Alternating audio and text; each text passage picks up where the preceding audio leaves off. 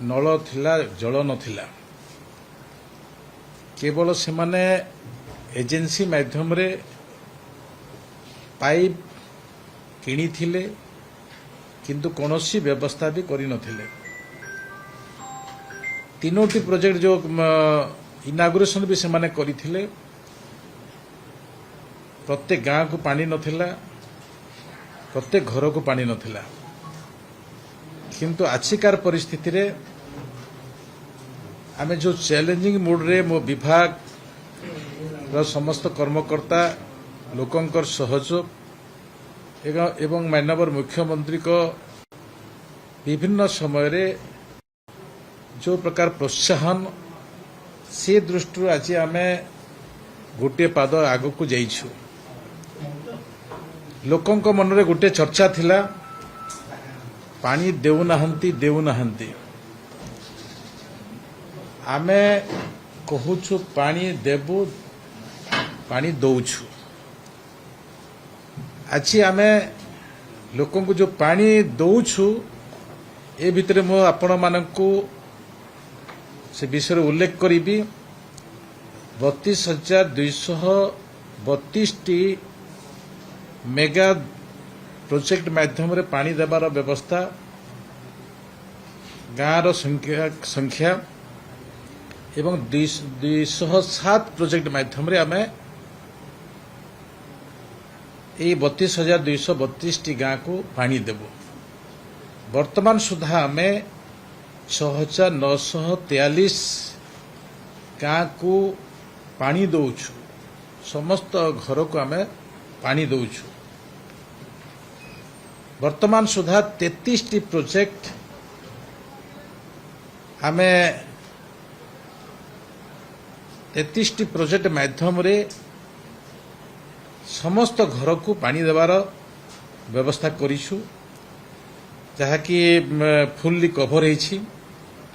14 T project आमर जून last सुधा संपूर्ण हेबार आकलन करा जाइछि। 35 टी प्रोजेक्ट आमे सेप्टेम्बर लास्ट सुधा आमे संपूर्ण करिबु।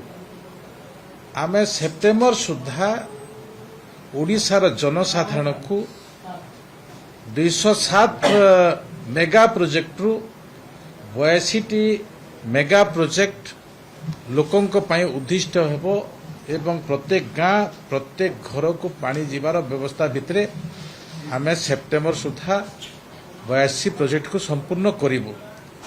एथिरे आपण माने जानिबार आवश्यक भी बोली मु मने कहूछि जो 207 मेगा पाइप वाटर सप्लाई अच्छी तारी भितरु 33 प्रोजेक्ट माध्यम रे आमे 2,402 टी गाँ को हर घर जल करिछु।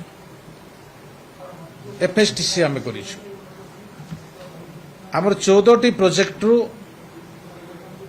1,331 टी गाँ को हर घर जल करिछु पानी दौछु एवं जो 35 टी मेगा प्रोजेक्ट अच्छी से भितर आमे 3,210 टी गाँ को आमे पानी दौछु एवं घर को पानी दौछु।